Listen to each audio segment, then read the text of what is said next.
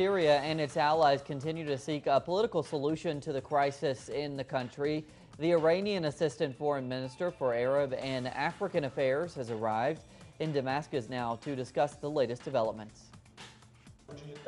In a joint press conference with the Syrian Deputy Foreign Minister Hazem Abdullah, the Iranian Assistant Foreign Minister for African Affairs Hazem Abdullah stressed that any successful project to find a solution to the crisis in Syria must take into account the central role of the Syrian people.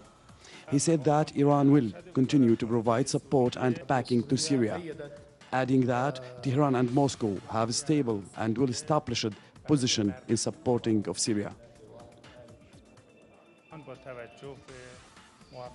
Iran appreciates and highly values the pivotal and central role of President Bashar al-Assad in defending the national unity of Syria and fighting against terrorism, as well as his wisdom in ensuring that Syria can solve the multiple crises that have crippled the country in recent years.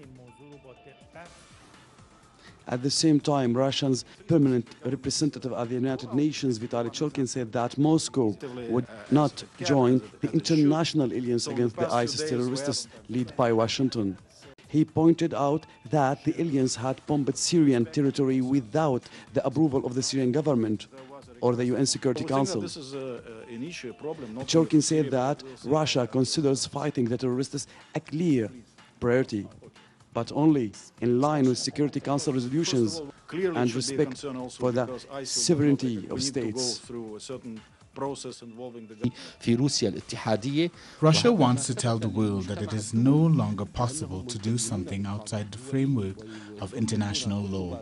So we Syrians believe in the role of Russia and Iran, and we think that any initiative that falls under the umbrella of international law will lead to positive results, not only for Syria but for the whole region.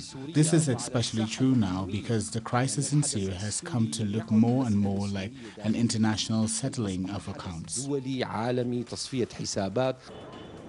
The Syrian people are watching carefully the many variables in these political developments after 5 years suffering the daily consequences of the crisis. They look for any glimmer of hope that might bring an end to this seemingly endless war. Hazem Abdullah, teleSUR, Syria.